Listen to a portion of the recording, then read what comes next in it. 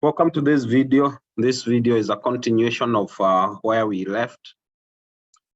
In the previous two videos, we went through Jenkins, exactly how to set up Jenkins. We went also through SonarQube. We went through the notes on what SonarQube does and why you need SonarQube in your CI/CD pipeline. Now, today, what we are going to do is to continue with what we started. I'm not going to set up SonarQube. I have already done this. If you don't know how to do this, you have to go back to the previous videos. Also, I have already set up Jenkins. This is something I did in the previous videos. If you don't know how to set up Jenkins as a container, you have to go back, of course, to the previous videos. Also, the SonarQube in this case is also set up as a container.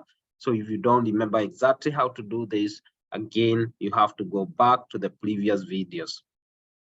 Now, what we need to do here, I haven't started anything, but I'm actually at the UI of the SonarQube. UI is nothing but user interface. So usually SonarQube has a default username and also a default password, which is admin. So I'm going to log in. And immediately you log in is going to tempt you to change your password. In this case, the older password is admin. The new password, you can put anything you want. I'm going to just put Josh. And of course, I have to confirm Josh. And now I have to enter. And this is exactly what SonarQube is. From the previous video, we already know that SonarQube has what we call quality gates. And these gates are all used, of course, to be able to scan the code, smell the code, and also they are the gates that you need to be able to meet the criteria that make sure that the code that you are going to use to develop the software is of high quality. Now here I have Jenkins. Fortunately, for this case, Jenkins, I have already put the admin password. Again, this is a Jenkins container, so I'm going to go back to my Visual Studio Code. Here in my Visual Studio Code, I want you to pay attention to two things. I have two terminals that are open. The first terminal, of course, is this one. As you can see, if I say, who am I? You are going to see that I'm the root. If I do pwd, Clinton working directory, you are going to see that this is EC2 user. I want you to realize that both servers are in AWS. So this is the server. If I do docker ps, you are going to see that this is the server that contains the Jenkins server. It contains the Jenkins application. So now what I'm going to do is to name this. I'm going to rename this so that there is no any confusion. And I'm going to call this Jenkins server. To name is very simple. As you can see now, the name has changed for this terminal. And now I'm going to come to this one and I'll do pwd. This is Ubuntu. The other one that Jenkins is installed in is actually EC2 user. Now, what I need to do, if you go to name this one, of course, the name is Bash, but I don't need it to be Bash. I'm going to right click here. I'm going to go to rename, and I'm going to call this SonarQube. SonarQube scan. You can put a hyphen if you want. That's fine. Now, if I do docker ps, you're going to see that yes, SonarQube is actually running in this specific server. Now, let's return back to Jenkins. I'm going to go quickly here to show you exactly how to obtain your admin password. How you do it, you come here, you say docker ps, you have to see, of course, which container is running. Then you are going to come and say docker logs, because we are going to see exactly the admin password is going to be part of the logs. -f, and then of course we are going here to come and copy this container ID.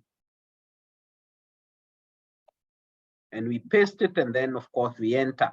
In this case, there are many other things, but you can see the password here. As you can see, this is the admin password.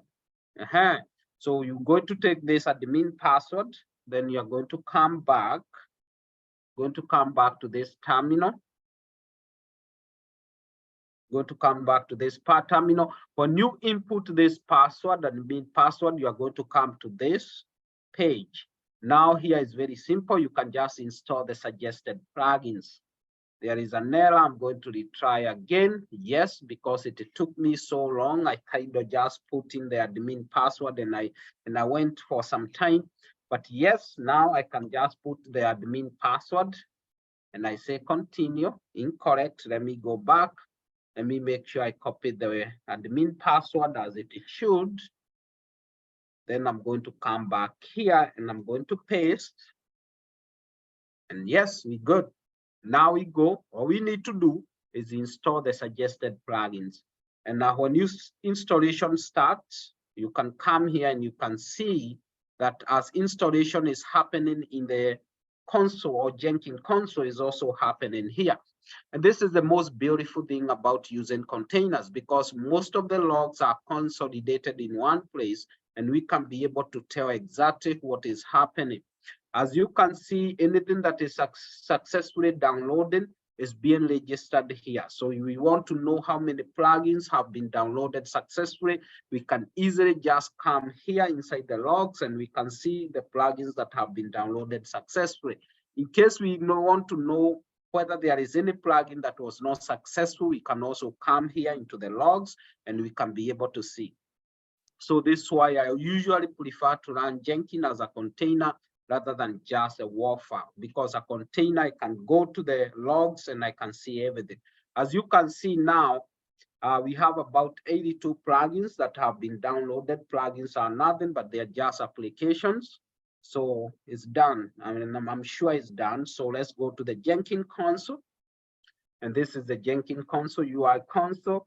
So I'm going to put a simple password. You don't want to put as if this is a username for the bank. Just a simple one. It's not a bank password. So I'm going to put the same Josh. Everything is Josh. Pass email, I can put anything, doesn't matter. They are not going to email me. Then save and continue. There is something here I want you to pay attention. And this, of course, is the UI, the URL. The URL for the Jenkins. This Jenkins has a URL. Of course, this is the URL. And as you can see straight on the URL, there is a port number. I want you to pay attention to this because Jenkins always open at port 8080. So we save and finish. Our Jenkins is ready to go. And we start our Jenkins. Now, we have two of them here. We have our SonarQube. This is our SonarQube UI console, and here is our Jenkins dashboard, or the Jenkins console. Now, what do we do? One of the main goals of what I'm going to do today, of course, is to show you how to create a Jenkins CI/CD pipeline, or how to create a scripted Jenkins pipeline.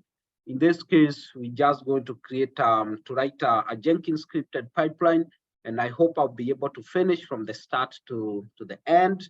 But that is the hope of this video.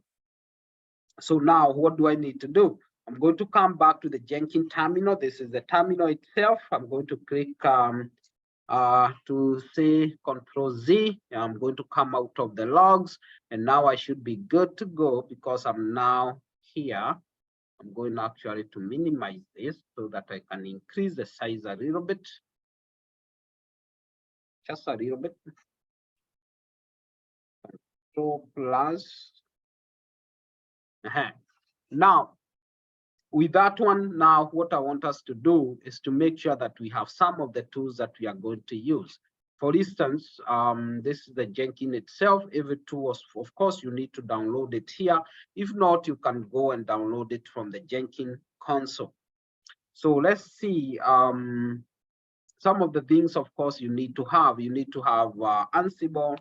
Let's see what the Ansible is already here with us. Here it's here. If you type the Ansible binary, it's going to be here. Let's check Terraform. Terraform binary is here. This is why you're able to see those. Let's check Git. Git is here. This is why you're able to see this. Let's check Docker. Docker is here. Then what else do we need to check? We can check something like AWS CLI.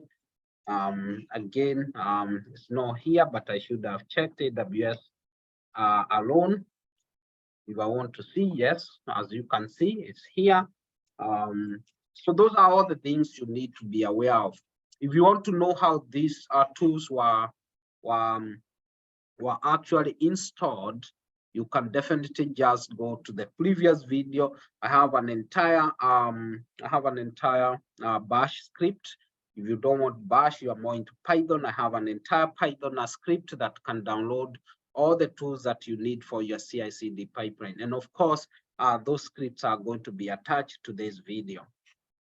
Now, there is nothing we need to do with SonarQube. We are done with SonarQube, except when you come to the integration.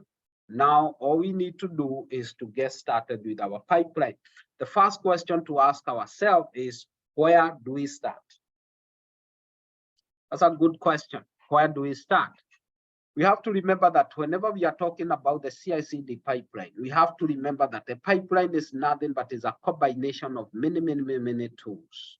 So we have different tools that are combined together, and those tools are able to automate the process of building the software. That process is what we call the SDLC. SDLC stands for Software Development Life Cycle. So in our case, we always going to start with the planning stage. We usually start with planning. So you have to ask yourself, what does planning mean? It means that when we are coming to plan, we are planning exactly on what we need to be able to develop the software that a customer needs. For instance, we have to be looking at what kind of tools do we need to use in our CI/CD pipeline, of course, to be able to fit into building the software the customer needs. This is why we have to come to the initial stage, which is usually the planning stage. In the planning stage, we are also asking ourselves other questions, such as what specifically the tools we are going to use, exactly how does our CI/CD pipeline need to look like, exactly how many resources we need to use. Do we have a pipeline that can take care of the software that the customer needs? Do we have tools that we need to update? Do we have tools that we need to remove? We are asking ourselves all those questions. And of course, there is something that you always have to do during the planning stage, and that is what we call retrospective notes. So the question is, what are retrospective notes? Retrospective notes are the notes that you take during the process of building or creating or executing a program.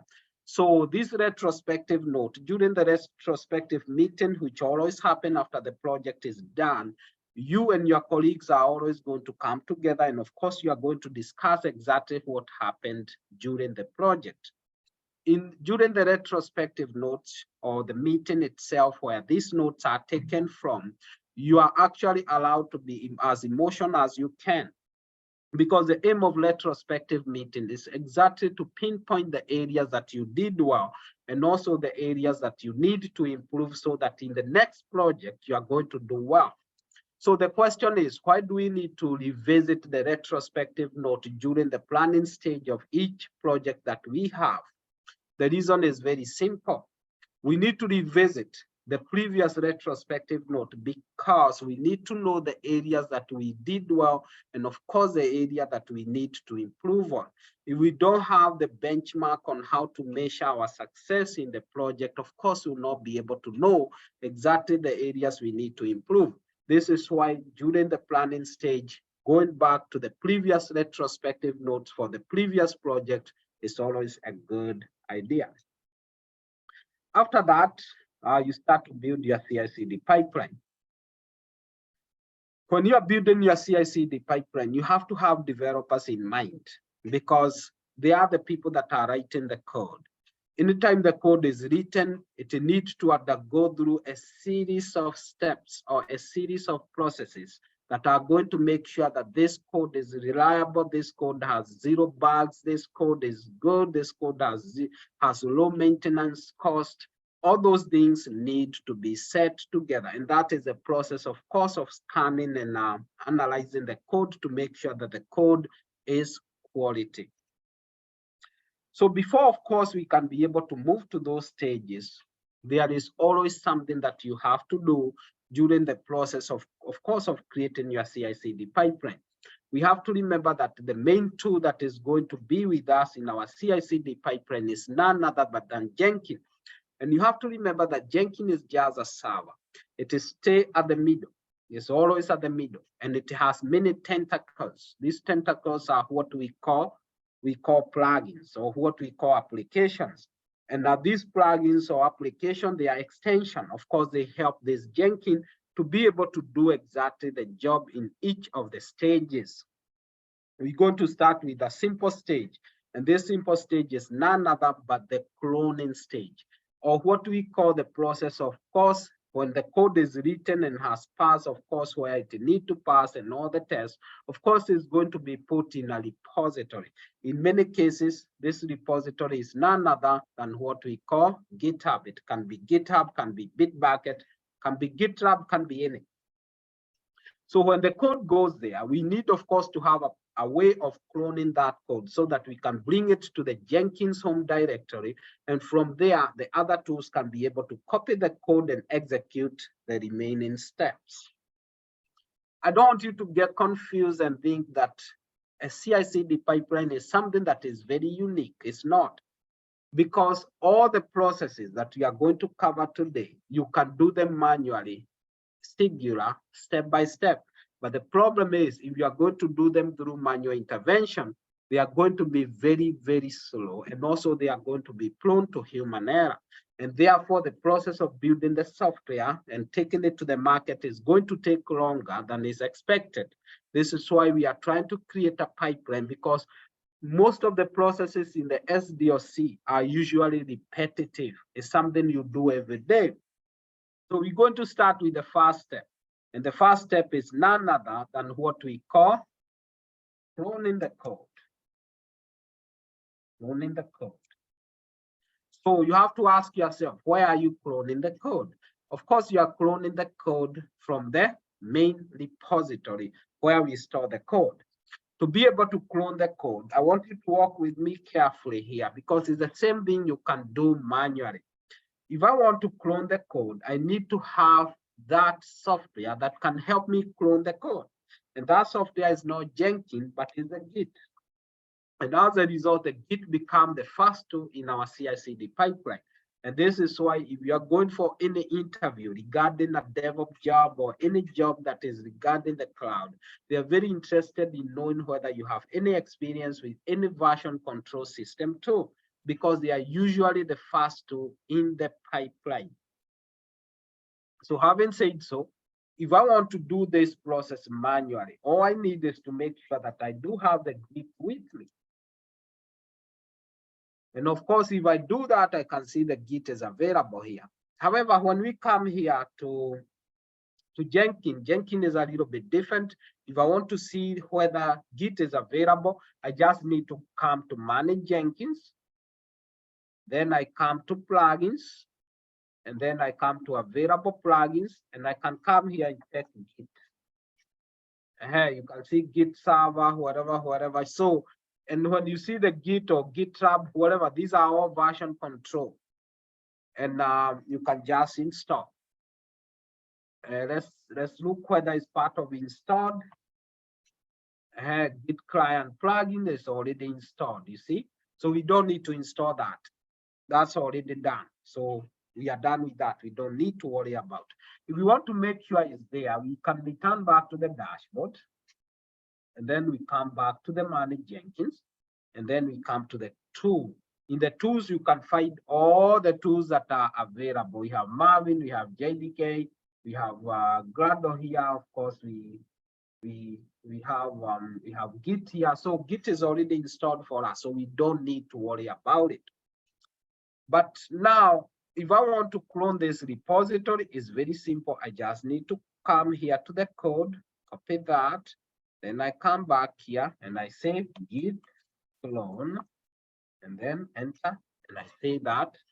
I say clear, then I do ls. You can see that it has been cloned to my server. But that's not the best way, because it means that every time a developer has pushed the code, I have to keep cloning manually. And this can be very, very difficult process to execute, especially in bigger projects. So we need to automate this process. So to automate, what do I need? I need to have Git, which we already have, and I need to have Jenkins with me. Why do I need Jenkins? Because Jenkins has ability, of course, to have extension of Git and work with it and automate this process. So we're going to come back here. We're going to go to Jenkins. And in the Jenkins, I want us to go back to dashboard. And now we are going to start by creating a new item. And in this new item, I want you to pay attention here. We're going to say our first pipeline. And we're going to start with a scripted. Fast scripted. There is two types of pipeline. There is scripted and there is declarative. Declarative is much easier compared to scripted, but scripted is more powerful. So now we're going to use a pipeline and we are going to say, okay, here you can come here and put the description. Description is maybe we are building, you can say building, let's say we are building a Java enterprise application. You can do that. Don't worry about all this. You are good. Don't worry about that. But there is something I want us to do, build periodically. This is going to build in accordance to the time we give Jenkins. We can always write a clone job here, and usually can say 15. Then, of course, for stars 1, 2, 3, 4. Then you click outside. I think there is an issue here. It should be capital H. You click inside here. So supposed to be capital H, is not small case. So now here what it is saying is that it would have run at Thursday, July 20th, 2023 at 1942. But because it's running after every 15 minutes, then it's going to run again at 57. Because if you add 14 here, or 15, 42 plus 15 is 57. Another thing is for SCM. It means that is going to be listening, of course, to any push or any commit, and any time that happens, the process is going to be triggered, and Jenkins is going to clone the repository and is going to run the SDOC processes. But I want to give you a warning here, because we have to be very careful. This can be a very expensive process, because anytime there is a new merge or there is a new commit, Jenkins always start again to build a new history. And this can be very expensive. It can be time consuming. So instead of doing this, I like to do this to build periodically, maybe after every 30 minutes, and that is going to save. So can we have both? We can have both, but I just want to let you know that if you're going to use a poor SCM, you should expect the bill to be a little bit higher. We're going to do the same. 1, 2, 3, 4. Again, 15 minutes. And now after that, we don't have anything else to worry. We're just going to come straight to the pipeline. I want to show you exactly how the pipeline goes. You're going to come here. This repository is going to be made available to you. And I want you to pay attention to the scripted Jenkins pipeline.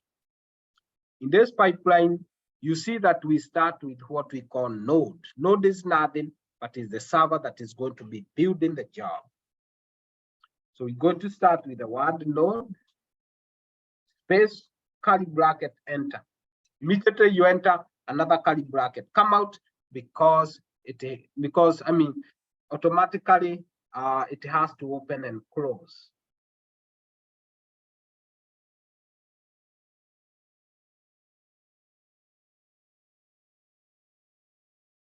So now what do we do after this? We say that we're going to start with the staging, with the first with the first, of course, process, which is staging.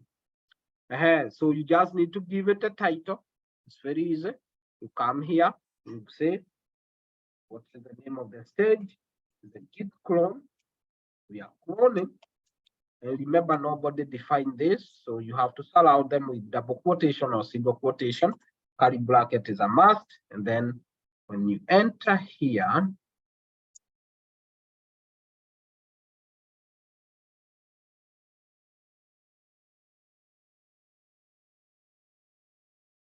gonna pull it a little bit. So stage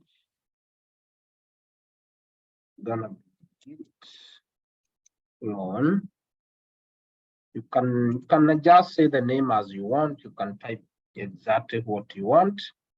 And then, of course, when you enter it, it should form exactly another curly bracket. So every time you open, it closes by itself. Now, here is where we need to go and get and give this pipeline a way to clone our repository. So now, how do we do this? First, if you look at my scripted Jenkins pipeline, there is a repository I gave you here. You can either just copy this, go on your browser, paste it. It's going to take you to my repository here. All you need to do is to fork this repository. When you fork it, it will become yours. And now when it will become yours, you're going to have ability, of course, to check, to have this URL. So now what do we do after this? Here, you just have to pay attention because it's very vital. Now we're going to come here. I want you to come down here, scroll down, come to the pipeline syntax. And I want you to pay attention to the steps, this one. Now here, inside the sample steps, I want you to click inside the sample step. Here you can see inside the box where we have archived the artifacts. Good. Now, I want you to look for what we call Git. Good. When you do that, it will give you now the processes or the steps that you need to take. The name of the URL, of course, you're going to come here and take your URL. As you can see, I already told you exactly how to get your URL done. For me, it's just a matter of coming here, take that one, and then, of course, come back to this Jenkins, and then paste. It's there. Make sure you make this URL to be yours. You have to make sure that you're in the master branch. If not master, if you're in the main branch, make sure you're in the main. For my case, I'm actually in the master. Now, credentials, if you are working for a company, this is a must. So you have to have credentials. So how do you go about this? It's very simple. You're going to come to where you see add, then you're going to say Jenkins. And in this new window that just opened, I want you to check for what we call username with password. Username is going to be the username for your GitHub or Git, whatever version control system you're using. And in my case, I just need to go to my GitHub. And when I go to my GitHub, I can see my username. Come there. And then, of course, I put it here. Now from here, we need to put a password. You have to make sure, of course, you can remember your password. For my case, I can, so I'm going to put in my password.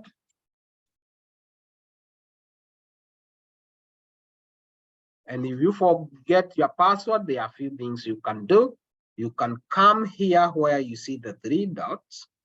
And then, of course, let's say you have been saving your password on the Google, then you can come to settings. Then you can come, of course, to autofill and password. Then you can say password. And then you can check for the password that you are looking for. For my case, the password I'm looking for is for Git. So you can see GitHub here. It won't kind of trying to see my GitHub password and all that. So you can see it here. So now this is my username. Now I just need to copy this. You have to make sure I copy that. And I bring it here to make sure it's the right password. and I'm good to go. So we are done with that. We don't need to go back there. Now, what do? Here you have to be very careful because you need to have an ID. An ID in this case, either if you go back to the pipeline that I gave you, or here you can see that I do have an ID here. You can copy this ID, it's nothing, but it has a variable name, then you can come and put it here. GitHub credentials, you can even make yours, doesn't matter. Then of course, description, you can describe this, and I'm going to say that this is GitHub hyphen, not hyphen, just GitHub credentials. Then all you need is to add. You see, when I click add, it's disappearing, but you have to have the courage to continue. Just click on it. And when you click on it, then it will take you back to where we were. And all you need to come here is to come and select the credential that you just added, and then say generate pipeline. All you need is to copy this command you have been given. You come back here, not there. I want you to just come back to the Jenkins console. And now you are looking for where the cursor is. If you don't know where to put the cursor, return back to the curly bracket, closer to curly bracket, and enter, and it's going to tell you exactly where to paste this. You can close the space if you want, but don't tamper with the positioning of the curly brackets. Now let's first of all think a little bit here. How many curly brackets do we have on top? 1, 2. How many curly brackets at the bottom? 1, 2. So we are balanced, we are good to go. So we are going to apply, we are going to save, and now we are going to come to this place, as you can see it in the dashboard, and we are going to say build now. Let's build. Already is fading, so we have to come here and ask ourselves, what is happening? Wow, Jenkins scripted. Also, we have found among steps. We have to go back and check how we wrote steps. There is something, but I can see what it is, and I'm going to tell you, maybe the way we spell the step is wrong. So how do you go back to your pipeline from here? Nothing at all. So you just have to come back to the dashboard. You click on your pipeline, and then you say configure. When you say configure, it will return you back to the pipeline, and you can come back here. Let's return back to the pipeline I gave you, because I want you to see the simple mistake I made. It's supposed to be stage, just a stage. It's not supposed to be uppercase, because uppercase and lowercase are not the same when we are dealing with these softwares. So it's going to be just as simple as stage. And when you do that, it's nothing, but again, you have to apply, you have to save, and then we are going to say build now. And let's see what will happen. It's done. It's very fast, as you can see. And as you can see now, this process has been automated. Now, anything that happened is always going to be built without your human intervention. So the first portion of Git and Jenkins is done. Those two tools now have been integrated successfully, and they are now working together.